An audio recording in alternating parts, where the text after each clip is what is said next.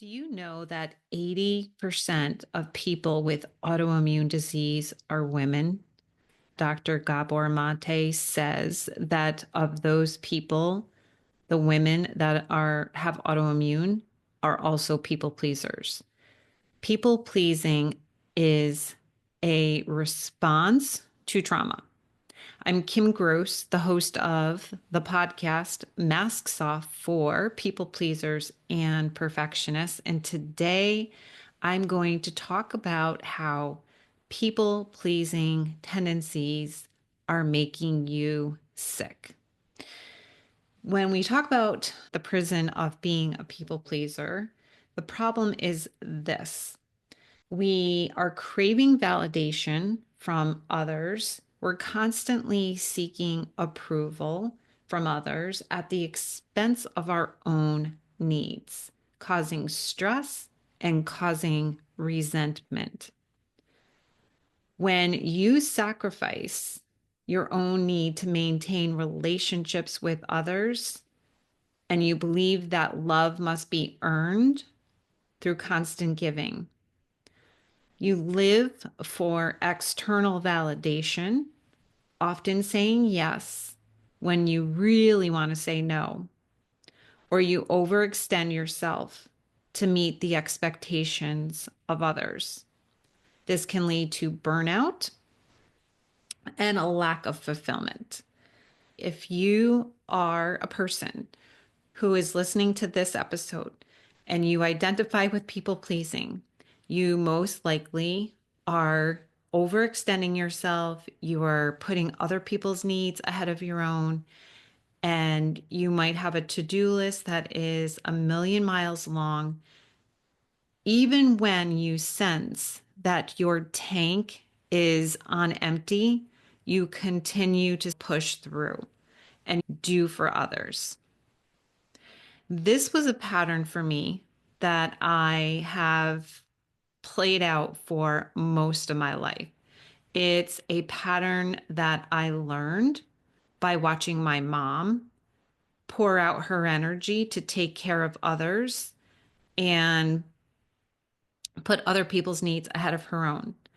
At the end of the day, sit down in front of the TV with a bag of Lay's potato chips, watching her favorite show, Blue Bloods, and munching her way through the whole bag of chips, feeling utterly exhausted. And my mom also had lots of health issues, probably autoimmune as well, even though she was never officially diagnosed. I'm sure she did because she had a lot of the same symptoms that I have with the autoimmune disease that I have. So for me, I watched this pattern in my mom play out day after day and took on the baton of people pleasing. When my kids were little, they were 5 and 2. And that is when I was diagnosed with the autoimmune disease that I'm currently struggling with, which is called Sjogren's. At the time that I was diagnosed and learning all I could about this disease, I learned that 80% of the people with Sjogren's were women. Some of it is attributed to hormonal changes. When the disease came out full force, it was right after the pregnancy of my second child. She was born in 2002 and I was diagnosed in 2005. It took 3 years to get a diagnosis. All the while they were little, I was trying to be a perfect mom, taking care of everything. When my daughter was born in 2002, I had a very difficult pregnancy. I had preeclampsia, which is when my blood pressure was really high in the third trimester. I was swollen like a balloon and sick most of the time. And then when I delivered my daughter, I hemorrhaged during delivery, almost died on the table, and my placenta wouldn't detach. I had to stay in the hospital for a week because of the hemorrhaging. I hemorrhaged again 2 weeks postpartum. Now, I was told at that point that I had to stay on bed rest for 13 weeks.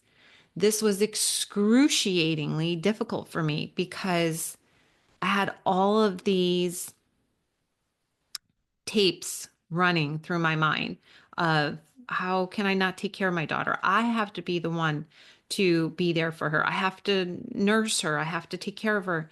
How is it that I'm a good mom if someone else is taking care of her for 13 weeks?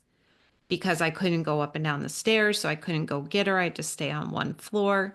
And it was this whole thing. So I was definitely noticing my perfectionistic tendencies, that I wasn't being a perfect mom, I wasn't being a good mom. And it was really hard for me to put myself first. And that's what I was forced to do. Even after she was born, after I got off of bed rest, I still didn't feel well because this pregnancy triggered the autoimmune disease. So now I started to have all of these other symptoms that were a part of having Sjogren's. And I still, at this point in my life, didn't have the awareness that I have now. I didn't have the understanding that I was a people pleaser, that I was perpetuating this pattern and wearing a people pleaser mask. I kept pushing. I kept putting myself last. I kept piling more on my plate, even though I didn't feel well. And I was trying to do the best I could for my kids. I knew that I wasn't able to show up in the way that I wanted to for them because I was sick and utterly exhausted all the time. I had to learn to do something differently if I wanted to be the mom my kids deserved at such a young age. I started my journey to take better care of myself. I was forced into creating a self care plan, and it took a long time because it was a hard, ingrained pattern in me to put other people first. If I put myself first, then I was being selfish. And if I was being selfish and upsetting other people for not putting their wants or needs first, then there was a fear of me being abandoned or rejected. Why did I have this fear? It seems crazy that I would have a fear of being rejected or being abandoned just for taking care of myself while I had two kids and I was sick. It makes total sense that I would put myself first. Anyone would look at my situation and say, Kim, absolutely, you need to rest, you need to slow down, you need to pace yourself.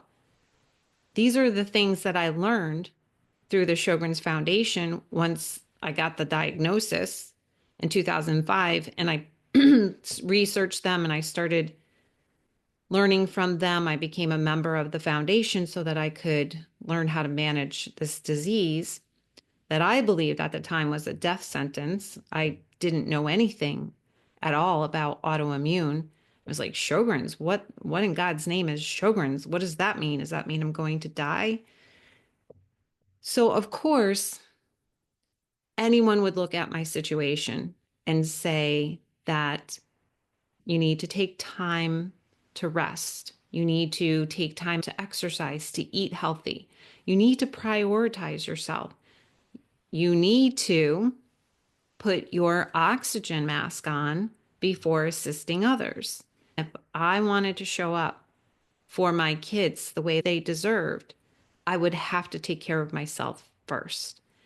I had this irrational fear that if I didn't put the needs of other people, my husband, my mom, friends, my sister, if I didn't put their needs first, or if I didn't say yes when they requested something of me and I said no, then there was this irrational fear that they were going to be extremely upset with me, maybe abandon me, definitely reject me, yell at me, whatever.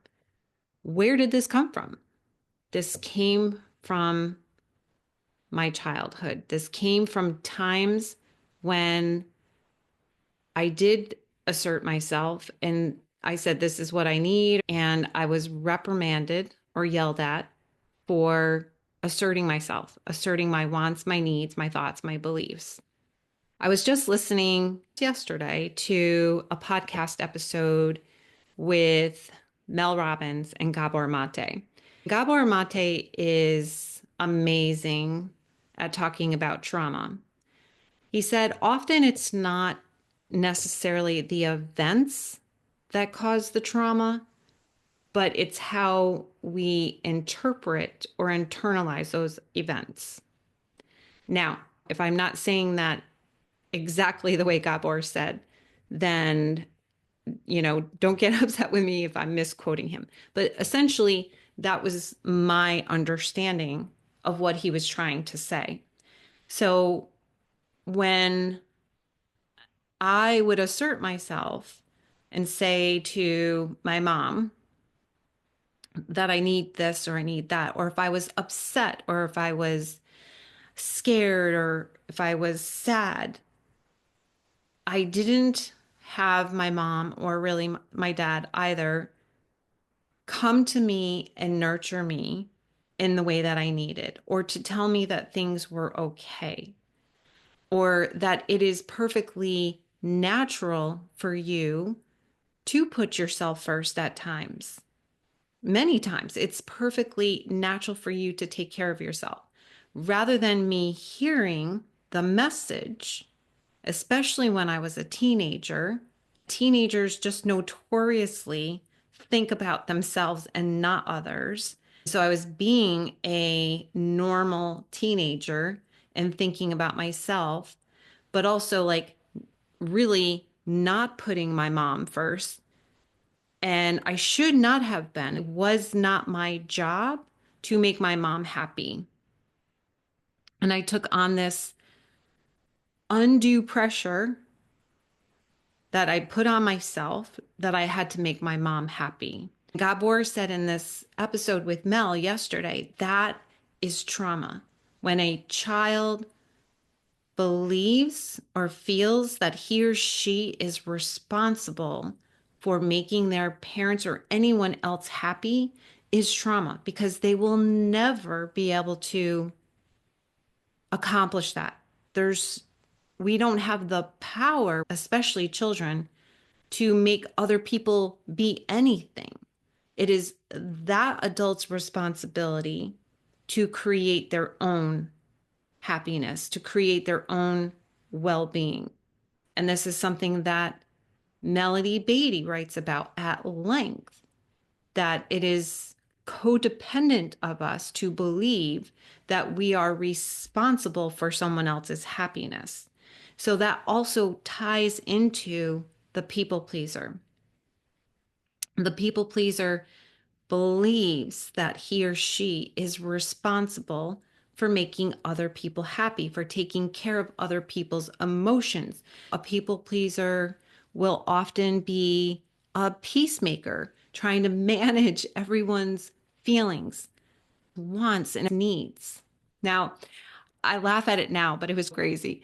There was a time when I was in the throes of people pleasing before I knew better and did better, where I would be on a family vacation with my husband and my two kids, especially when they were young. We would wake up in the morning. I would wake up in the morning and immediately would be like, okay, what do you want to do today? I would say to my husband, what do the kids want? What do you want to my son? What do you want to do to my daughter? If my son and my daughter wanted me to do something with them at the same time, oh my goodness, like how am I going to manage this one to be in two places at the same time? There's only one of me. And I would feel guilty for not being able to meet their requests exactly when they asked of it. I know this sounds absolutely crazy, and there's no doubt I did some damage to my kids by giving into their almost every whim and every ask.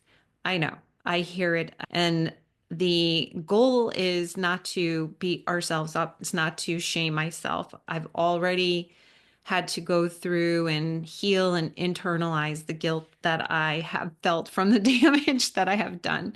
It's about when you know better, you do better.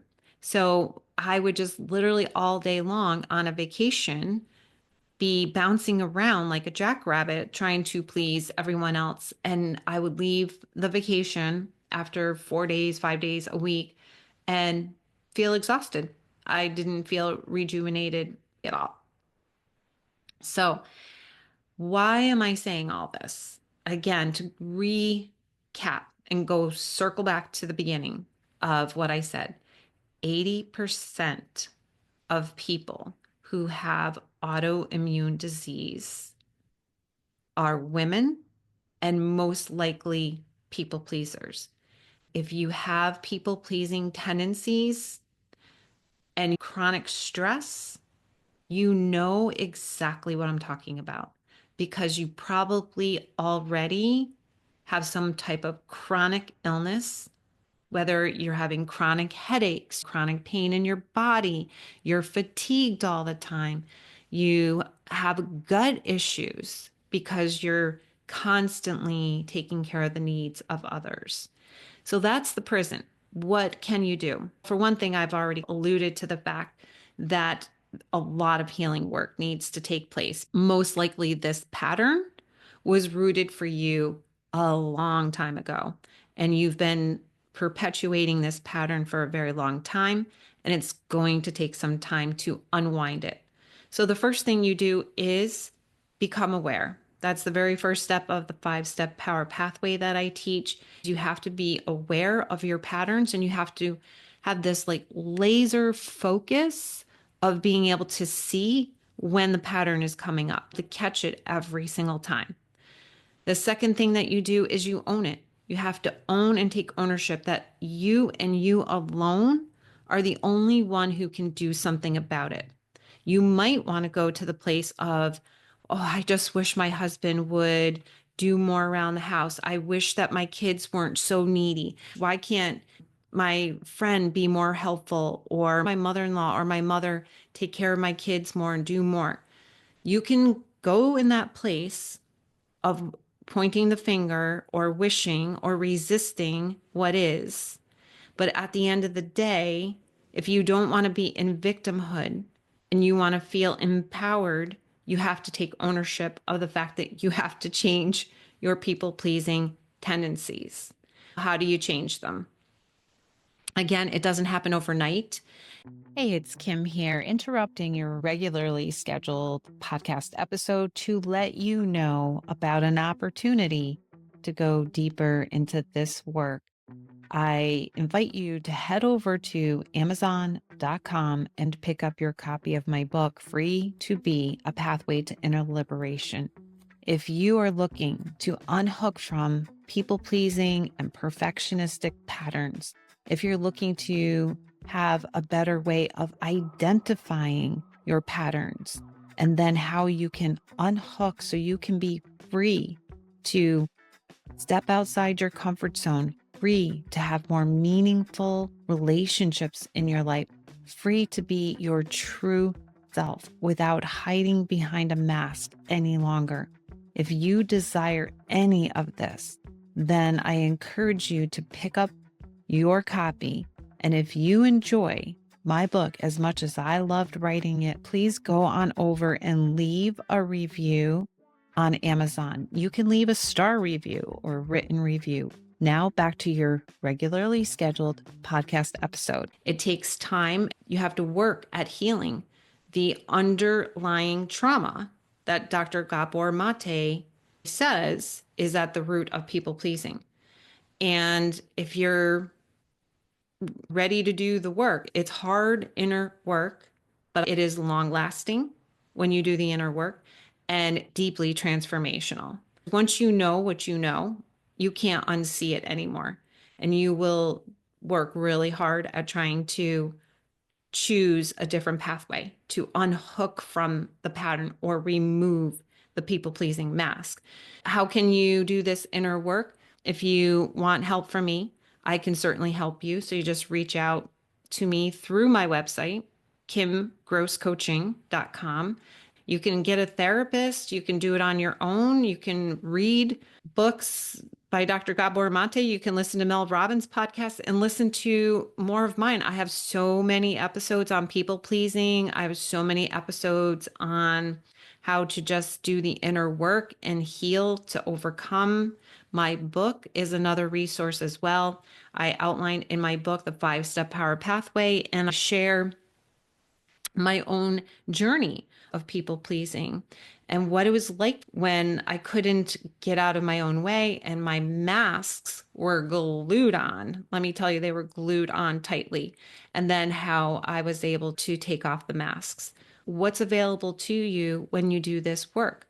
First of all, is freaking freedom, more joy, better health. Because if you're starting to put yourself first and you're exercising, or you're taking timeouts, you're taking breaks, you're resting, you're meditating, whatever it is that helps you to heal and to feel more aliveness, that's the beauty. That's the paradise. That's what's possible for you. Joy. And then if you're not wrapped up in people pleasing, the people in your life, and you're showing up as your true self without your mask on, now you're able to really connect with the people in your life in a meaningful way.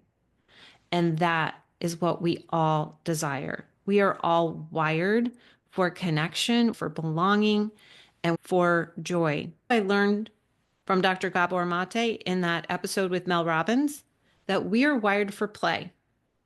So if you are not people pleasing as much and you're putting yourself first and you're trying to fill up your tank, you can fill it with play. Now, I can hear some of you say, I don't have time to do all the things you're saying, Kim. I'm busy. I have so much to do. I have so many responsibilities. Okay, I hear you. I know exactly what that feels like, to be in that place of how can I possibly do more, have more time to take care of myself. I can't, there's too many things. And then I would say to you, as a person who has spent the last 20 years with a chronic disease, that you find ways to implement. It may not happen all at once, and you might not be able to say no to everybody all at once. Most likely, it will be a process.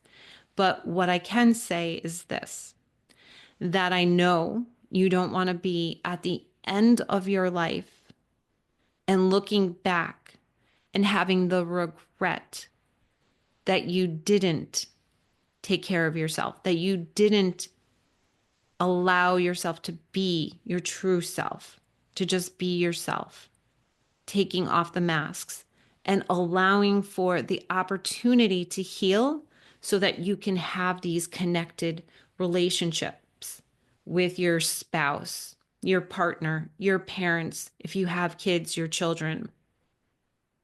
If I didn't do the work that I did to be where I am today, I would not be able to have the relationship that I have with my two kids, who are now 25 and 22. And I can honestly say now that I am so grateful. They bring so much joy to my life. I'm so blessed to have them and so honored. And I don't think that I would be in this place of feeling that way about them if I didn't do the healing work to be able to show up as my true self. If I still was wearing my masks with them all the time, I would be coming from a place of inauthenticity and wouldn't be able to connect in a real way. This is what I hope for all of you who are listening. This is my wish for you, for humanity, to be able to take off the masks, to learn how to do the work to remove your masks so that you can return home to your true, authentic self.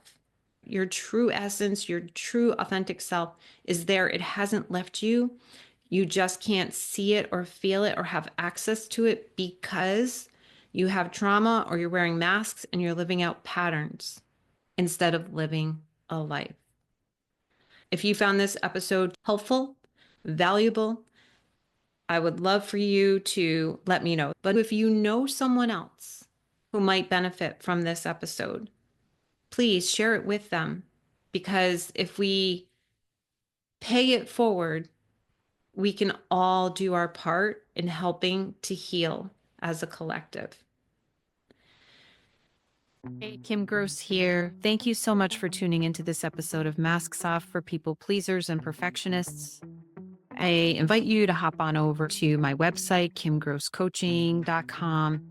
Right there on the front page, there's a quiz for people pleasers and perfectionists. You can find out if you have tendencies. You can also get into my newsletter, where you will be given valuable content every week on different topics I share here in the podcast. And if you really did enjoy this episode, if you found it helpful, if you found it valuable, please go to, if you're on YouTube, go and subscribe. If you're listening on your favorite podcast platform, then I invite you to leave a review. You can even do a star review. It doesn't have to be a written review.